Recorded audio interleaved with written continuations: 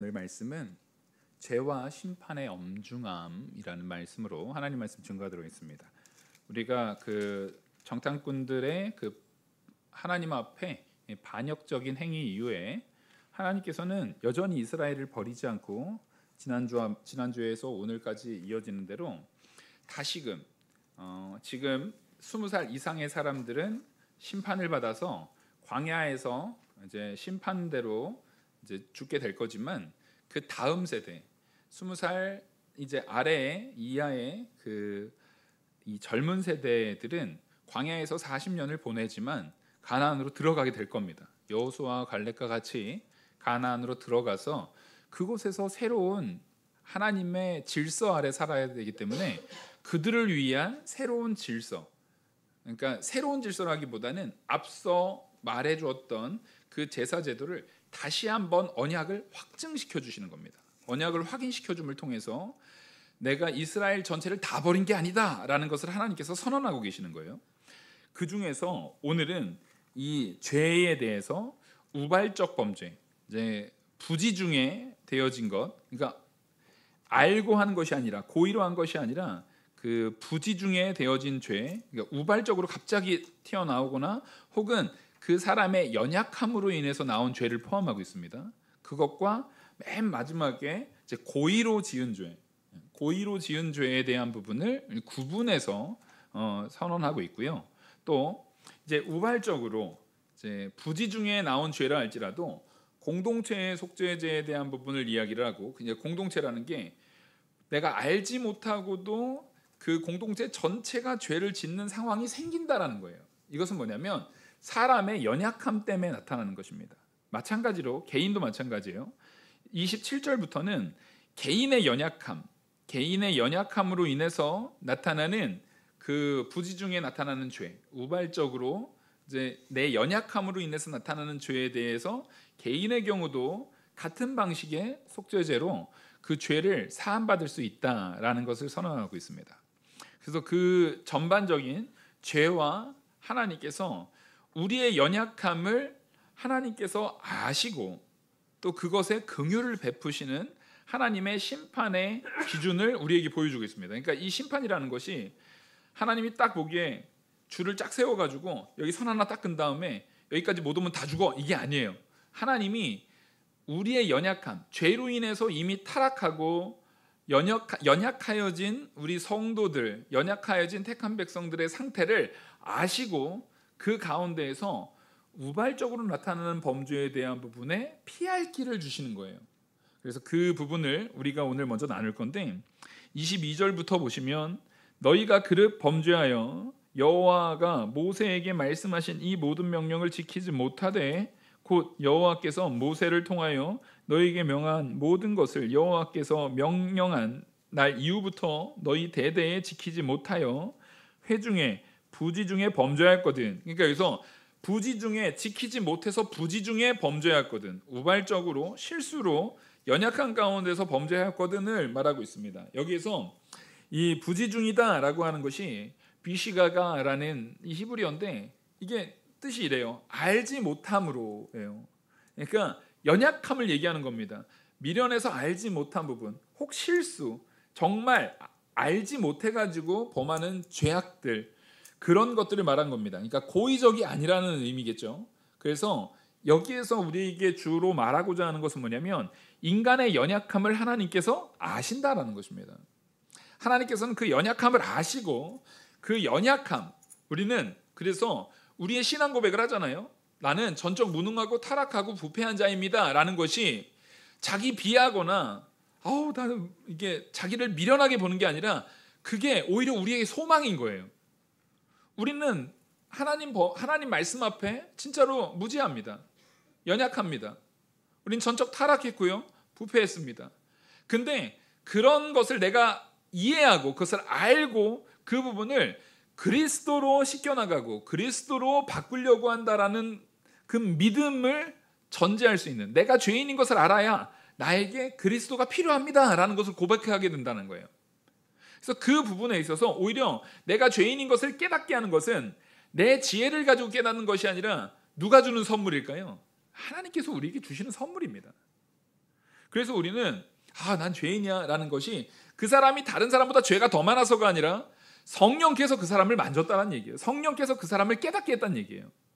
그래서 오히려 우리는 내가 죄인인 것을 인정하는 것이 굉장히 큰 은혜인 겁니다.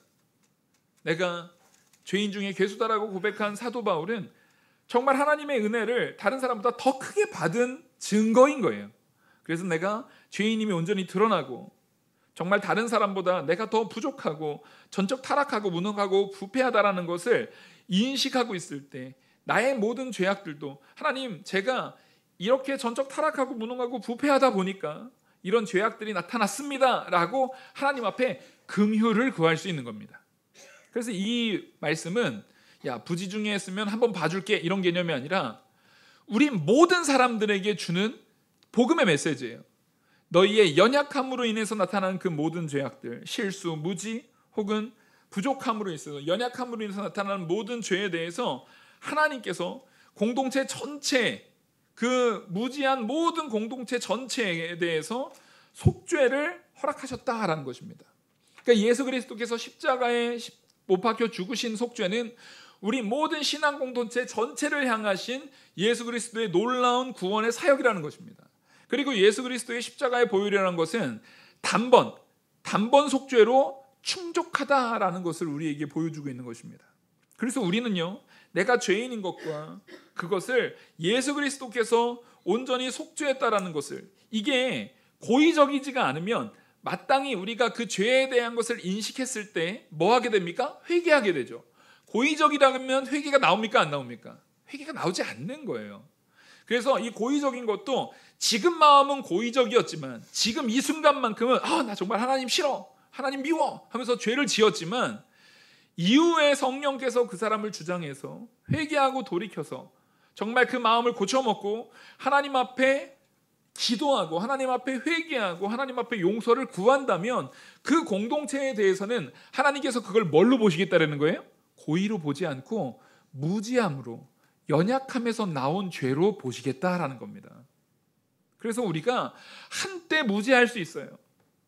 연약할 때가 있을 수 있어요. 믿음이 좋을 때는 충성되게 살아가지만 시련과 환난이 많이 있을 때, 우리가 욥기를 보면 욥이 얼마나 멋진 고백으로 욥기 1장과 2장을 시작합니까? 사람이 할 수 있는 고백인가 이게 할 정도로 엄청난 고백으로 시작하는데 뒤로 가면 갈수록 자꾸만 하나님이 자기를 만나주지 않는 거에 대한 짜증이 섞여 있는 말들이 고스란히 드러납니다. 욥도 그랬어요. 근데 그것을 하나님께서는 고의로 보지 않고 사람의 연약함에서 나타나는 모습으로 보신다라는 것입니다. 그래서 오늘 이 민수기의 말씀은요, 모든 성도들에게 주어지는 굉장히 중요한 복음입니다. 굉장히 중요한 위로의 말씀이 됩니다. 그래서 네가 정말로 이 공동체 전체가 무지함으로, 연약함으로 하나님 앞에 범죄했을 때 하나님께서 속죄를 할 수 있는 기회를 주시고, 이는 죄가 정말로 나의 이 연약함으로 드러나는 죄악이 분명히 이걸 알아야 돼요. 죄가 고의적으로 하지 않은 죄라 할지라도 우리가 일면 이렇게 생각할 수 있어요. 고의적으로 한 거 아니면 굳이 속죄 안 하고 넘어가주면 안 돼? 일부러 그런 것도 아닌데 뭘 몰라서 그런 건데? 사람 가운데에서는 그걸 가지고 불만을 갖는 사람들이 있어요. 뭐 내가 일부러 그랬나? 어쩌다 보니까 그렇게 된 거고 나도 그럴 마음 없었어 하면서 막 적반하장으로 막 소리치는 사람들 있어요, 없어요? 있죠. 그 악한 거예요. 자기가 누군가에게 죄를 지었을 때 나 일부러 그런 거 아니야 하고 오히려 소리 지를 때, 일부러 그랬든 그러지 않았든 그것 때문에 피해를 당한 상대방이 있습니까, 없습니까? 있어요. 근데도 우리는 내가 의도성만 없었으면, 내가 고의만 없었으면 나는 아무런 잘못이 없다, 나는 아무런 죄책이 없다라고 말하는 것은 정말 악한 겁니다. 그것은 오히려 고의적으로 범죄하는, 그 범죄 자체가 고의적이 아니었어도 그것을 인정하지 않음을 통해서 뭐가 되는 겁니까? 고의적 죄가 되는 것입니다. 고의적 범죄가 되지 않으려고 하면은 내가 잘못한 부분을 뭐 할 수 있어야 되는 거예요? 인정할 수 있어야 됩니다. 죄가 죄된 것을 고백할 수 있어야 되는 것입니다.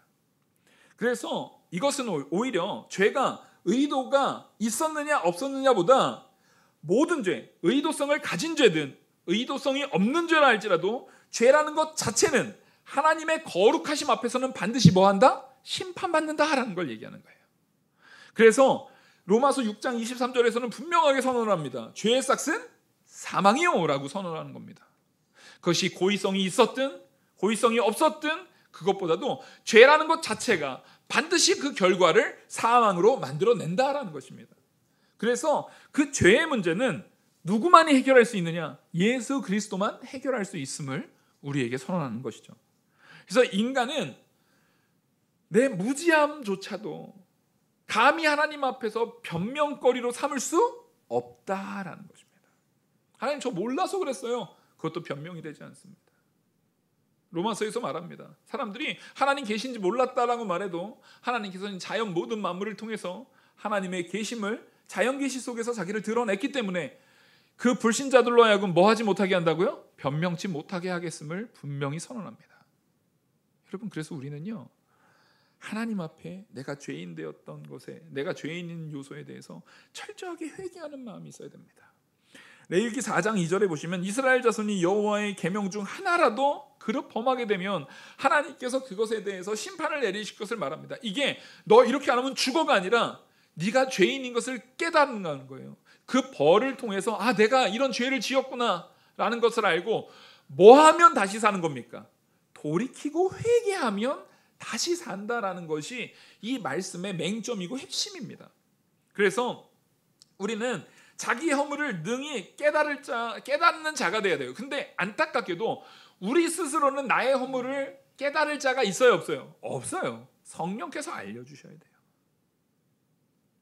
그리고 내 스스로는 그 허물에서 벗어날 수가 있습니까, 없습니까? 없어요. 시편 19편 12절에 이렇게 말합니다. 자기의 허물을 능히 깨달을 자가 누구리요? 그 나를 숨은 허물에서 벗어나게 하소서. 그러니까 내 안에 숨은 허물, 그러니까 숨은 허물이라는 얘기는 나도 그 허물에 대해서 알고 있는 거예요, 모르는 거예요? 모르는 거예요. 그러니까 허물까지도 죄와 연결하고 있는 겁니다. 허물이라는 것은 말 그대로 죄를 허물로 표현할 때는 택한 백성이 죄를 지었을 때 하나님께서 그것을 영원히 사망에 처할 범죄로 보지 않고 그 허물로 이 죄에 대한 부분을 택한 백성의 한정에서만 쓰는 거예요. 이 허물이라는 표현은 택한 백성의 한정에서 하나님께서 뭐 하실 죄? 이미 용서하신 죄. 우리가 회개함을 통해서 용서받을 죄에 대한 부분을 허물로 표현하는 경우가 많아요. 근데 이 허물조차도 우리가 뭐 하지 못합니까? 내가 스스로는 그 허물을 깨달을 자가 없다라는 거예요. 그래서 우리가 죄인인 것을 깨닫는 것과 죄에서 구원받는 모든 것은 나에게 달린 것이 아니라 철저하게 하나님의 은혜에 달렸다. 하나님이 죄를 알게 하시고 그 죄를 깨닫게 하시는 역사까지도 하나님께서 이끄셔야 됩니다. 그러니까 하나님의 인도를 받지 않는 자는요, 항상 스스로가 어떻게 해서요? 의로워요. 죄가 별로 드러나지가 않아요. 그러니까 내가 많이 회개를 안 한다고 하면 내가 바울보다 나을까요? 우리 중에 오늘날 이 땅을 살아가고 있는 사람 중에 바울 사도보다 나은 사람이 있을까요? 저는 없을 것 같아요. 근데 사도 바울은 진심으로 내가 죄인 중에 괴수임을 고백한 거예요. 근데 나는 별로 회개할 게 없어요. 별로 내가 죄가 없는 것 같아요. 그렇다는 얘기는 내가 지금 하나님과의 관계와 굉장히 멀어져 있음을 우리에게 분명히 보여주고 있는 것입니다. 그래서 이스라엘은요, 매년 1년마다 대제사장이 뭘 합니까? 대속죄일날 이스라엘 전체에 대한 죄, 전체에 대한 속죄제를 지성소에서 1년에 한 번 드리게 돼 있잖아요. 왜냐하면 개개인이요, 이 속죄제 1년에 대속죄일 때 하는 거 말고도 자기가 범죄한 사실이 명확하게 드러나고 스스로도 그 범죄에 대한 사실을 이해하고 있으면 대속죄일 전에 자기가 뭐 하게 돼 있어요? 속죄제사 하게 돼 있어요. 속죄제사 다 자기가 제사 지내게 돼 있다고요. 양 가져가가지고요, 속죄제사를 다 스스로 하게 돼 있어요. 근데 1년에 한 번 대속죄제를 왜 합니까? 왜 합니까? 모르는 죄까지 얘기하는 거예요. 내가 미련해서 부지 중에 깨닫지 못하는 죄까지 하나님 앞에 철저하게 회개해야 됨을.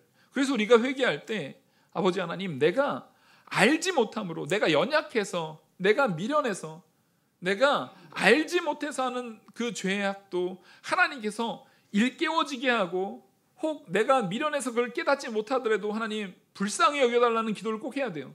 그래서 어거스틴이 제일 많이 기도했던 기도가 뭐냐면, 내가 생각나지 않는 죄까지 다 생각나게 해달라는 기도를 많이 했대요. 그래서 고백록에 보면은요, 어거스틴이 무슨 고백록에다 적어놓냐면, 자기가 하나님 앞에 항상 기도한 거예요. 정말 어려서 내가 정말 뭘 모를 때 부지중요한 죄까지 다 기억나게 해달라고 항상 기도했나 봐요. 그랬더니 그 고백록에 이게 진짜인지 아닌지 천국 가서 꼭 물어보고 싶은데, 자기가 어머니 젖을 빠는데 이게 잘 안 나왔는지 뭐 이렇게 배가 고파서 짜증이 났는지 자기가 어머니 젖을 확 물어버리는 부분까지 고백록이 적고 있어요. 그게 기억이 났을까요?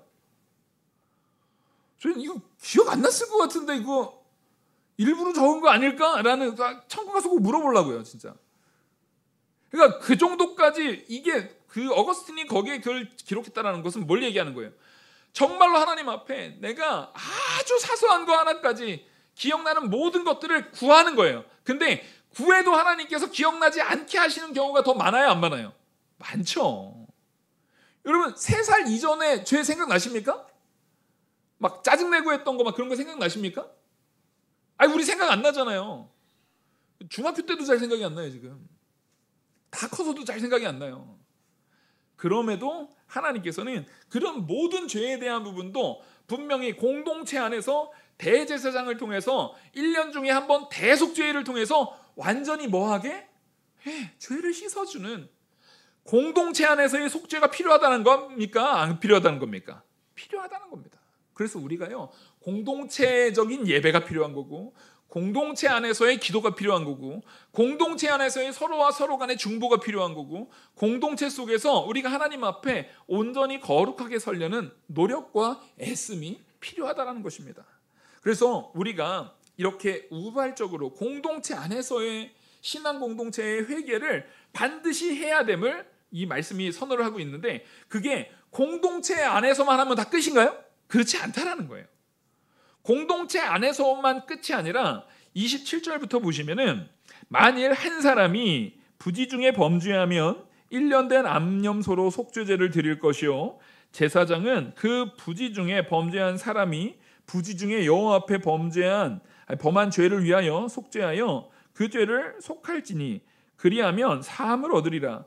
이스라엘 자손 중 본토 소생이든지 그들 중에 거류하는 타국민이든지 누구든지 부지 중에 범죄한 자에 대한 법이 동일하거니와 본토인이든지 타국인이든지 고의로 무엇을 범하면 누구든지 여호와를 비방하는 자니 그의 백성 중에 끊어질 것이니라.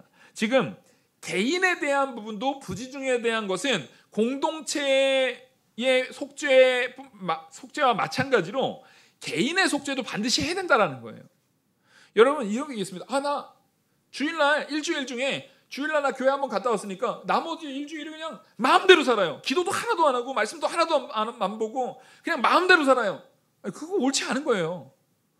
우리가 예배라는 것은 공동체적인 의미에서 우리가 모여서 예배하고 기도하는 하나의 공동체적인 이벤트라고 한다면, 개개인이 하나님 앞에 뭐 하는 마음이 있어야 됩니까? 기도하는 마음이 있어야 됩니다.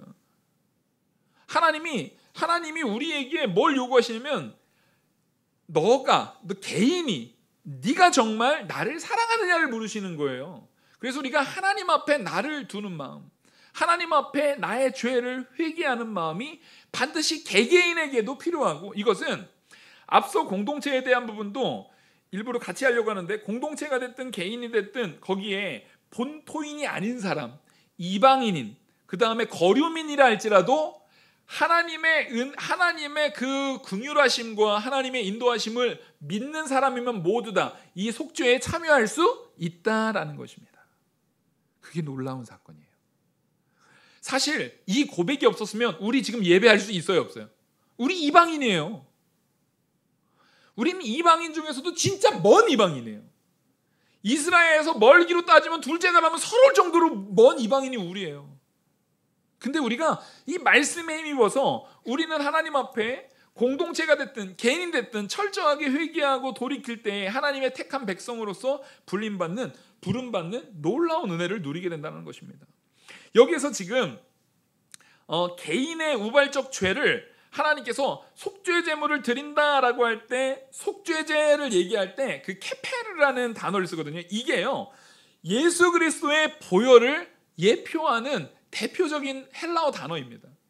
그러니까 여기서 개인의 죄를 속죄하든 이 공동체의 죄를 속죄하든 그 속죄는 누구를 예표하고 있는 거예요? 예수 그리스도의 십자가의 보혈을 예표하고 있어요. 그래서 우리의 죄의 문제는 철저하게 예수 그리스도를 통한 하나님의 용서가 있어야만 됩니다. 개인의 죄도 공동체의 죄도 동일하게 하나님의 용서 안에서 예수 그리스도의 십자가의 보혈이 믿어지는 은혜 안에서만 되어지는 것이지, 이것은 단지 그냥 그 죄가 내가 이거 도덕적으로 내가 죄를 좀 지었는데 이거 내가 이제 회개해, 내가 마음 돌이켰고 이젠 다시 안 할 거야, 그런다고 없어져요? 안 없어져요? 안 없어져요. 예수 그리스도의 보혈로 씻겨지지 않으면요, 그 죄는 절대 없어지지 않습니다. 어떤 사람들은 그래요. 내가 옛날에 지은 죄를 지은 것을 이제 일생에 봉사활동 열심히 해가지고 그 덕으로 쌓는다라는 거예요. 그거를요, 약간 이 인도나 이 동양 사상 쪽에서는 카르마라 그래요. 그래서 선한 카르마가 있고 악한 카르마가 있어요.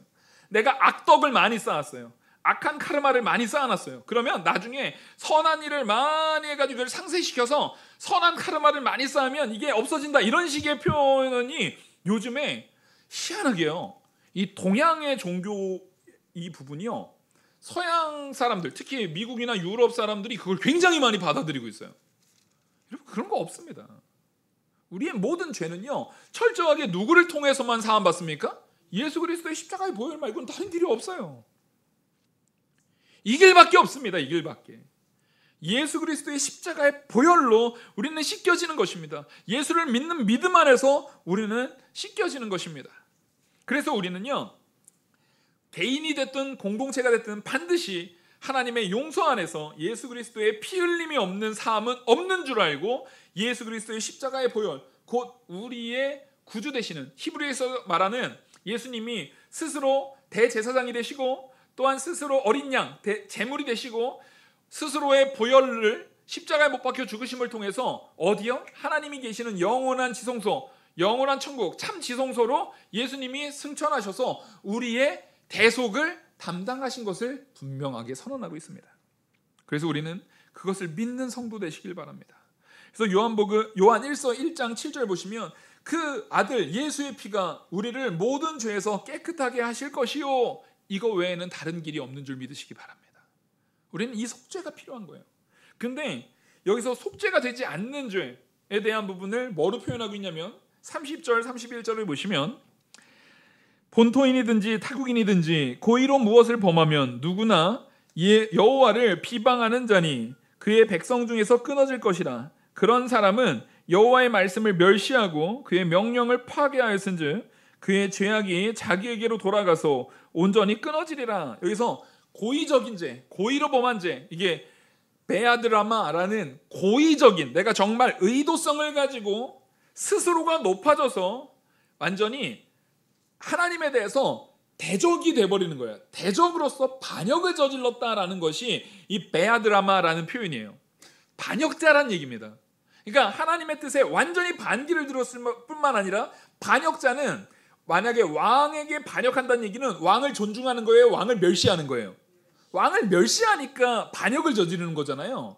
이 단어는 뭐냐면 고의적으로 지은 죄라는 의미는 하나님을 멸시해서 하나님의 법을 완전히 무시하고, 그러니까 내가 이 왕조를 없애요. 그럼 이 왕조의 법은 이제는 더 이상 나한테 영향을 미칩니까? 안 미칩니까? 안 미치죠.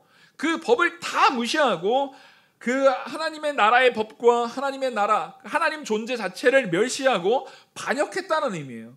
그게 고의적 범죄입니다. 그리고 이것이 반역했다는 얘기는 다시는 그 자리로 돌아갑니까? 안 돌아갑니까? 안 돌아가죠. 이게 맹점이에요.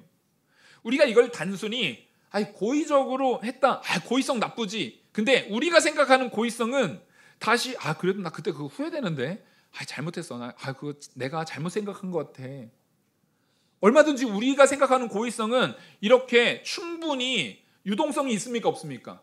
우리가 생각하는 고의성에는 유동성이 있잖아요. 여기서 말하는 베아드라마라는 것은 이 유동성이 없는 걸 얘기하는 거예요. 그래서 우리가 생각하는 고의성을 여기다 대입시키면 안 됩니다.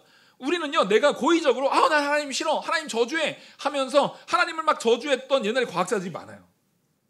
근데 철학자들도 많고요. 근데 그 사람들이요, 죽기 전에 회심하고 돌이켜서 하나님을 찬양한 사람 역시 많습니다. 그 사람들은 그러면 이 베아드 라마예요? 아니에요. 그 순간에는 고의적으로 했지만 이후에 누구의 역사가 그에게 있었던 겁니까? 성령의 역사가 있었던 겁니다. 그리고 스스로가 죄인인 것이 깨달아지고 돌이켜 회개할 수 있는 은혜를 누린 겁니다.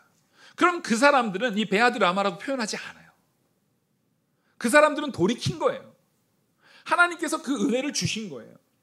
그래서 여기에서 말하는 이 언약적 파기, 하나님께서 정말 여기서 말하는 베아드 라마는 그러니까 끝까지 완벽한 반역, 하나님을 멸시하는 완벽한 반역에서 자기가 죽는 순간까지 끝까지 하나님께로 돌아가는 사람이에요? 안 돌아가는 사람이에요? 안 돌아가는 사람이에요. 여러분, 이게 진짜 무서운 죄입니다. 용서받지 못할 죄라는 것은요, 내가 나 옛날에 하나님 앞에 내가 하나님 저주하고 막 멸시했었는데 나 이제 죽는 거 아니야? 그게 아니에요. 그 모습이 죽는 순간까지 계속되어질 때, 죽는 순간까지 결국에는 나 하나님이 믿어지지 않는데 끝까지 믿어지지 않는 그 마음, 끝까지 하나님이 단지 그냥 나 믿어지지 않는데 정도가 아니라 끝까지 하나님이 싫은 거예요. 여러분, 이걸 잘 아셔야 됩니다. 오히려 복음을 이제 막 부모님이 돌아가시기 전에 막 복음을 친 거예요. 근데 나 믿고 싶은데 믿어지지가 않아. 나 정말 믿고 싶다. 정말 믿고 싶다. 그 경우에는요, 제가 어떤 목사님이 굉장히 유명한 원로 목사님이신데 그런 얘기를 하더라고요. 그 경우에는 그 사람의 연약함 때문에 이게 믿은 건지 안 믿은 건지 모르는 경우가 많다. 정말로 안 믿는 사람은 끝까지 하나님을 저주한다라고 말합니다. 싫어 나는. 그러니까 이게 나 정말 믿어야 된다, 믿고 천국 가고 싶은데 믿어지는 게 뭔지를 모르는 거예요. 왜냐하면 갑자기 무언가를 잘 몰랐던 거를 탁 제시하면 우리가 잘 압니까? 이해를 못합니까? 이해 못할 때가 많아요. 즉 이걸 이해했냐 안 했냐를 얘기하는 게 아니에요. 십자가의 보혈을 얘기하면은 못 들어본 사람한테 십자가 보혈당 얘기하면 십자가 보혈 그 무슨 소리지? 잘 이해가 안 되는 경우가 많아요. 그게 아니라 정말 부인하고 믿지 않는다라는 의미는요, 완전히 거부하는 거예요. 완전히 저주하는 거예요. 그러니까 예배 자체가, 예를 들어서 장례 가운데 예배가 드려지는 것 자체를 거부하는 상황이 되는 거예요. 근데 하나님께서 그 사람의 마음을 움직이실 때는요, 하나님의 말씀이 되게 간절하게 사모됩니다. 듣고 싶어요. 잘 이해는 못하고 평생 안 들어본 말이니까 당연히 이해돼요, 안 돼요? 안 되죠. 근데도 말 그대로 내가 무슨 말인지는 이해 못해서도 내 입술에 아멘이라고 고백해버리는 거예요. 솔직히 평생 믿음 생활 하나도 안 하다가 아멘하기가 쉽습니까? 그 이해해가지고 아멘 했을까요? 뭐라도 잡고 싶은 거예요. 연약하기 때문에 예수 그리스도가, 저 사람이 증거하는 예수 그리스도가 분명히 나에게 복이 될 텐데 그걸 내가 그래도 간단하게 아멘이라는 고백으로 고백하고 싶은 거예요. 여러분, 이거는 베아드 라마가 아니에요. 베아드 라마는 끝까지 내적하는 거예요. 철저하게 배격하는 거예요. 반역자가 되어서 원수가 되어지는 거예요. 절대 나는 안 믿어. 믿고 안 믿고의 문제가 아니라 오히려 저주가 되는 거죠. 그래서 예배 자체가 되어지지 않도록 막아버립니다. 예배의 자리가 생기지 않도록 막아버립니다. 거기에는 정말 끝까지 회개하지 않는 고의적인 범죄의 마음이 있는 것입니다. 우리는 그 자리로 나가지 않기를 간절히 소망해야 되는 거예요. 의도적이다라는 것, 말 그대로 고의적이다라는 것이 우리가 일상적으로 생각하는 그런 가벼운 정도의 의미가 아닙니다. 이건 훨씬 더 무거운 의미입니다. 그래서 이렇게 하나님을 철저하게 배격하고 거부한 사람은 하나님께서 끊쳐지리라 라고 말합니다. 이 카라트 말하는 것은, 이거 카라트라고 말하는데 이거는 하나님이 언약을 파기해버리겠다, 영적인 사망을 선언해버리겠다 라고 말하는 거예요. 그러니까 하나님께서 영적 사망을 선언하는 것은 아무 때나 사망이 선언되는 게 아닙니다. 철저하게 하나님을 철저하게 완전히 배격하는 삶, 철저하게 하나님을 무시하는 삶, 철저히 하나님을 저주하는 삶 가운데에서 이렇게 되어지는 것입니다. 그래서 우리는 하나님께서 우리에게 주신 죄에 대한 이해, 내가 죄인이지, 죄를 회개해야지. 그게 사실은 내 죄가 드러나고 내 죄를 깨닫고 그 죄에 대해서 회개하는 것 자체가, 그러니까 우리한테는 복인 거예요, 저준 거예요? 이게 복인 거예요. 이걸 꼭 깨달으셔야 됩니다. 하나님께서 우리에게 정말 이 죄론, 고의적인 죄, 사망에 이르는 죄라고도 말하는 이 죄는 끝까지 회개하지 않는 죄인 줄 알고, 그래서 교회에서는요 권징을 하잖아요. 누가 범죄를 해요? 교회에서 권징하는 것은 이 사람을 죽이는 걸까요? 살리는 걸까요? 살리는 거예요. 무슨 얘기냐면 이 사람은 스스로 죄라고 인정을 안 해요. 근데 교회에서 권징을 하는 거 보니까 성경에 옳지 않은 죄구나라는 것을 그 사람에게 뭐 하게 하기 위한 거예요? 알게 하기 위한 거예요. 그래서 교회의 권징은요 기본적인 목적 자체가 그 사람을 추방시켜서 죽이는 게 아니라 교회의 권징은 살리는 겁니다. 근데 여러분, 교회의 권징이라는 것이 가톨릭의 교회 추방과 개신교의 교회 추방은 다릅니다. 가톨릭에서 출교를 시켜요. 로만 가톨릭에서 출교를 시켰다는 얘기는 그 사람은 더 이상 천국 이제 교황이 거의 메시아이기 때문에 그 교황이 출교시켜서 이름을 뺐으면 그 사람은 구원받지 못하는 사람으로 규정돼 버리는 거예요. 그래서 그거는 옳지 않습니다. 교회 안에서 이 사람이 계속 범죄를 저질러요. 절대로 하면 안 되는, 예를 들어서 간음죄를 계속 저지르는데 회개도 안 하고 또 저지르고 또 저지르고 또 저지르고, 그러면 교회에서 당연히 그 사람을 뭐 해야 합니까? 출교시켜야 합니다. 출교시켜야 합니다. 근데 그 출교가 로만 가톨릭처럼 그 사람의 사망을 선언하는 겁니까? 그 사람의 영원한 지옥을 선언하는 겁니까? 개신교는 그렇지 않아요. 지금 네가 그 범죄가 교회에서 쫓겨날 정도로 뭐인 줄 알아라? 죄인 줄 알아라 라고 선언하는 거예요. 그 이후에 하나님께서 그 사람에게 역사하실 가능성을 개신교는 열어두는 거예요.